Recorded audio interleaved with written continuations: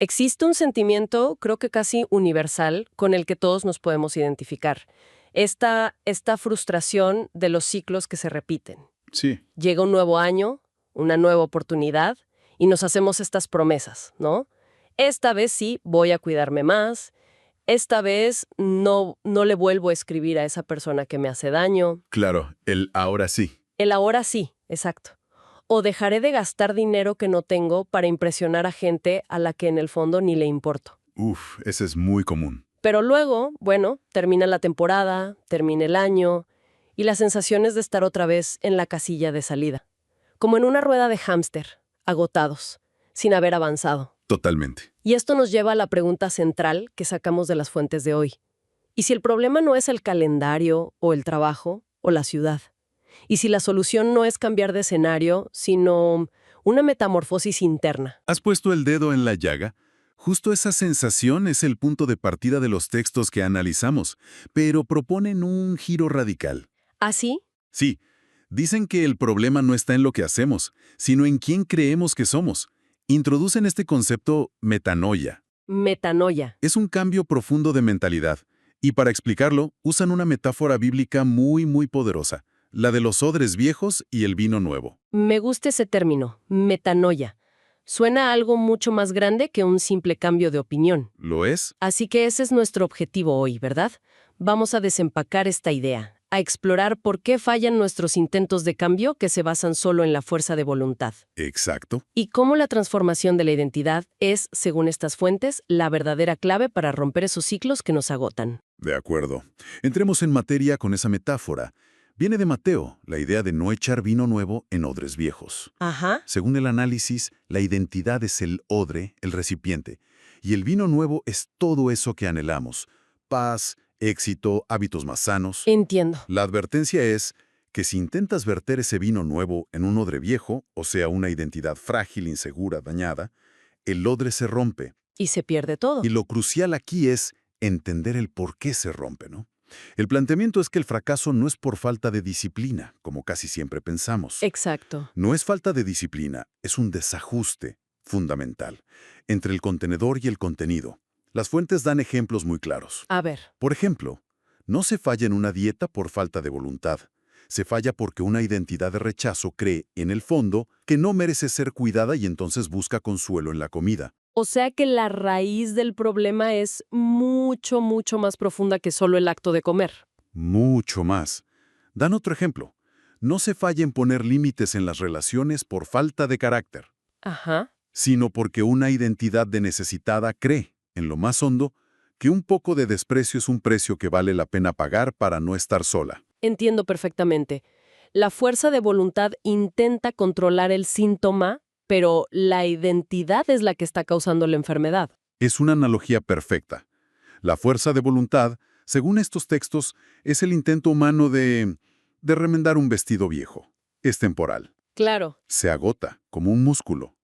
La verdadera transformación, la metanoia, la describen como un proceso espiritual que no repara el vestido. Entonces, ¿qué hace? Lo reemplaza por completo. Cambia la naturaleza misma del recipiente para que pueda, ahora sí, contener lo nuevo. Vale, si el problema es el odre, la identidad. Eso me lleva a una pregunta clave. Si mi identidad está dañada, ¿cómo sé de qué está hecha? ¿Cómo puedo diagnosticar el problema de raíz para poder cambiarlo? Esa es la pregunta del millón, y los textos le dedican una buena parte de su análisis a esto. Proponen que para cambiar el odre, primero hay que identificar las etiquetas de las que está hecho. Etiquetas. Sí, señalan 3 etiquetas de identidad vieja, que son como la raíz de casi todos estos ciclos de autosabotaje. A ver, nombremos a esos enemigos. ¿Cuál sería la primera? La primera es la que llaman la identidad de huérfano o huérfana. Es esta creencia subconsciente muy profunda de que estoy sola en el mundo y tengo que mendigar afecto para poder sobrevivir. Uf, qué potente. Y creo que se ve clarísimo en la gente que tolera relaciones, pues, abusivas o que vuelve una y otra vez con un ex que le hace daño. Exacto. Es por ese pánico a la soledad, ¿no? Como si cualquier compañía, por mala que sea, fuera mejor que ninguna. Totalmente. El síntoma es ese. Te conformas con migajas porque crees que no hay un lugar para ti en la mesa. Y me imagino que esa identidad se conecta con la segunda. Se conecta directamente. La segunda es quizá más interna, la identidad de rechazo. Es la que susurra, no soy suficiente, siempre me falta algo, hay algo fundamentalmente mal en mí. Esta me parece increíblemente común. Es la voz de la comparación constante, la obsesión con el espejo, lo que las fuentes llaman estas cirugías emocionales, Cirugías emocionales, sí. de estar siempre intentando arreglarse para ser digno de amor o de éxito. La persona con esta identidad come por ansiedad para llenar ese vacío de no sentirse suficiente. Precisamente. Y la tercera etiqueta, que muchas veces es consecuencia de las otras dos, es la identidad de escasez. ¿Y esa qué dice? Su mantra es, mi valor depende de lo que tengo, de lo que logro o de lo que otros piensan de mí. El motor de la cultura de impresionar. Gastar dinero que no se tiene en cosas que no se necesitan para que te aprueben personas que a lo mejor ni te caen bien. O el adicto al trabajo, ¿no? El que sacrifica salud y familia no por pasión, sino por el aplauso. Lo has descrito perfecto.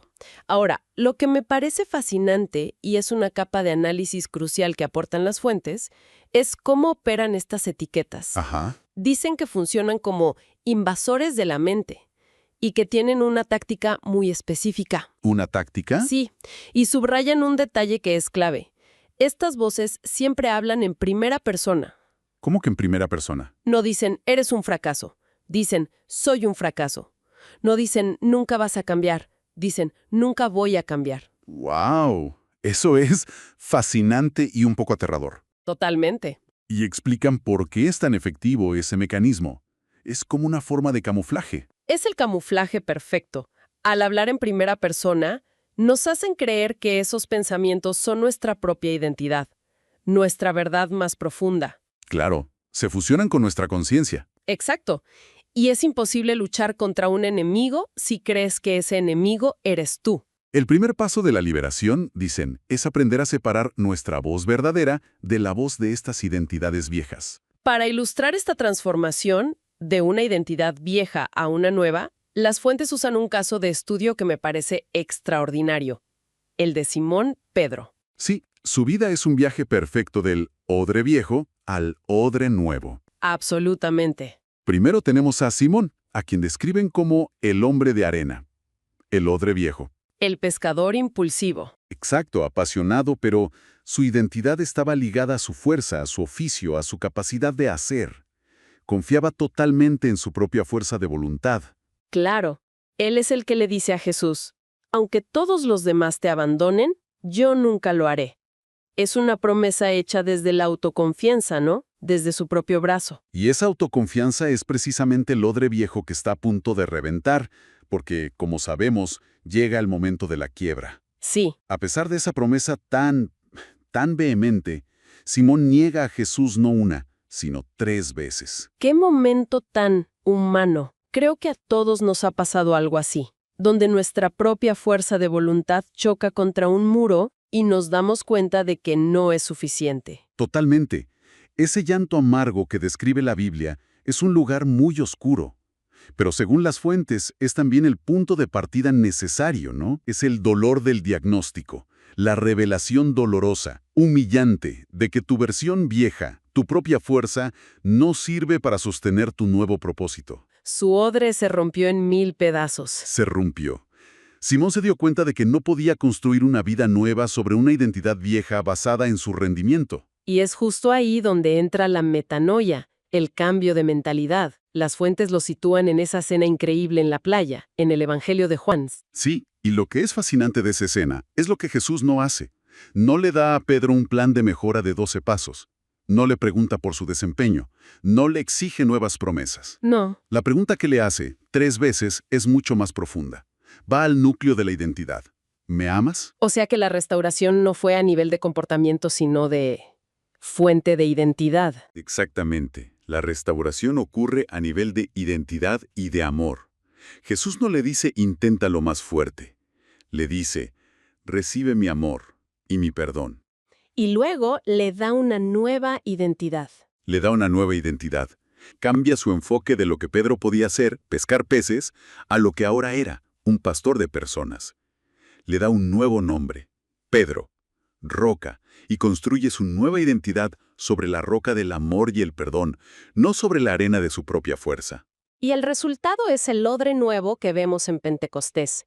Es el mismo hombre en la misma ciudad con los mismos amigos. Nada en el exterior ha cambiado. Nada. Pero su sistema operativo interno es completamente diferente. El hombre que por miedo negó a Jesús ante una sirvienta, ahora se pone de pie y habla con una autoridad increíble frente a miles. So de una identidad de huérfano miedoso, preocupado por la opinión de los demás, a una identidad de hijo empoderado, seguro de su lugar y su propósito. Eso es metanoia. Eso es metanoia. Es el vino nuevo del Espíritu en un odre nuevo creado por la gracia. Entiendo el diagnóstico, y el ejemplo de Pedro es muy potente, pero me deja pensando, ¿cómo se pasa de ser barro roto a vasija nueva en la vida real? ¿Cuál es el proceso? Ajá. Los textos usan una imagen muy fuerte. Dicen que Dios no es un sastre que pone parches en ropa vieja, sino un alfarero que puede romper el barro que no sirve y hacerlo de nuevo. Y para ese proceso de hacer de nuevo, las fuentes presentan las etiquetas de identidad nueva. Son verdades bíblicas que proponen como antídotos directos específicos a las viejas. Ok, No son afirmaciones positivas genéricas, son contraargumentos. de acuerdo, veamos esos antídotos. ¿Qué le oponemos a la identidad de huérfano? A la mentira del huérfano de estoy solo y debo mendigar, se le opone la verdad del hijo o hija amada. Ajá. Se apoya en textos como Hebreos 13:5, nunca te dejaré ni te desampararé. La idea es que no necesitas migajas cuando tienes un lugar permanente en la mesa. Es un cambio de perspectiva total, de mendigar a heredar. Tiene sentido. Y para la identidad de rechazo. Contra la mentira del rechazo de no soy suficiente, se ofrece la verdad de la obra maestra. Se basa en Efesios 2:10. Porque somos hechura suya, creados en Cristo Jesús. Tu valor no depende de una talla o de un logro. Exacto, el valor no depende de la opinión ajena, porque fue establecido por el Creador. Es un valor intrínseco, no ganado. Me gusta esa idea. El valor es el punto de partida, no la meta. Y para la última, la identidad de escasez. Finalmente, contra la mentira de la escasez de mi valor depende de lo que acumulo, se propone la verdad del administrador o administradora del reino. Ok, Se ancla en Filipenses 4:19. Mi Dios, pues, suplirá todo lo que os falte.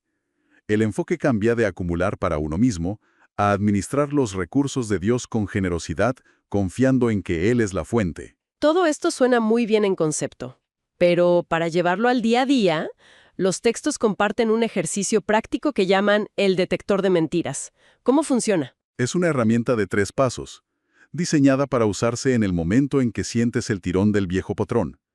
El primer paso es etiquetar la voz. Etiquetarla. Sí, identificar conscientemente el pensamiento como un residuo. Decir internamente, esa es mi vieja identidad de rechazo hablando de nuevo. La reconozco, pero no soy yo. Es ese acto de separación del que hablábamos, de no fusionarse con el pensamiento. ¿Cuál es el segundo paso?